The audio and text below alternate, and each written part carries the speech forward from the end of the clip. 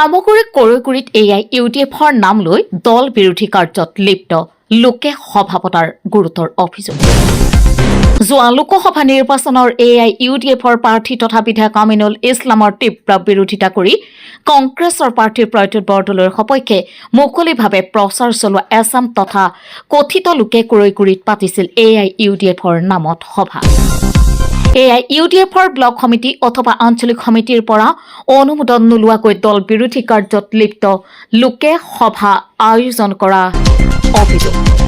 দল বিৰোধী কাৰ্যত লিপ্ত হৈ বিধায়ক আমিনুল ইছলামক চিপৰাং মৰা কেইজনমান লোকে ঢিং সমষ্টিৰ কোনো ধৰণৰ গণভিত্তি নথকা এগৰাকী প্ৰাৰ্থীক আমদানি কৰি সামগ্ৰীত প্ৰাৰ্থী হিচাপে প্ৰক্ষেপ কৰাৰ আন এক অভিযোগ।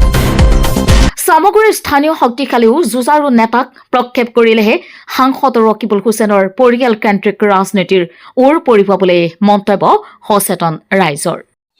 অলপতে ৫৮ নং চামাগুৰি বিধানসভাৰ অন্তৰ্গত কৰৈগুৰিত হৈ যোৱা এআইডিএফ দলৰ এখনি সভা অনুষ্ঠিত হৈছিল।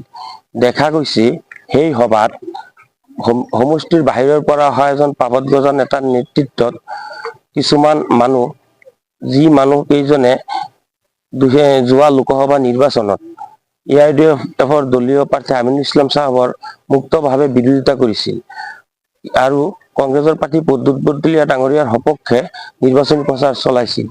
কিন্তু আমি সাধাৰণ ৰাইজ জনামতে এআইডিএফৰ জিলা পৰ্যায় বা ব্লক পৰ্যায় বা কোনো আঞ্চলিক পৰ্যায়ৰ তৰফৰ পৰা কোনো সভা পতাৰ নিৰ্দেশ নাছিল আৰু সমষ্টিৰ বাহিৰৰ এজন পাবতগজা নেতাই বিধায়ক হোৱাৰ সপোন দেখিছে। কিন্তু আমি যেনেকৈ বাহিৰা সমষ্টিৰ প্ৰাৰ্থী আমিনুল ইছলামৰ বিৰোধিতা কৰোঁ, তেনেকৈ সেই মানুহজনৰো বাহিৰা সমষ্টিৰ মানুহজনৰো আমি তীব্ৰ বিৰোধিতা কৰোঁ। আৰু দেখা গৈছে যে নিৰ্বাচন হ'লে তেখেতৰ চিকিউৰিটি মানি বাজেয়াপ্ত হোৱাৰ পূৰ্ণ সম্ভাৱনা আছে।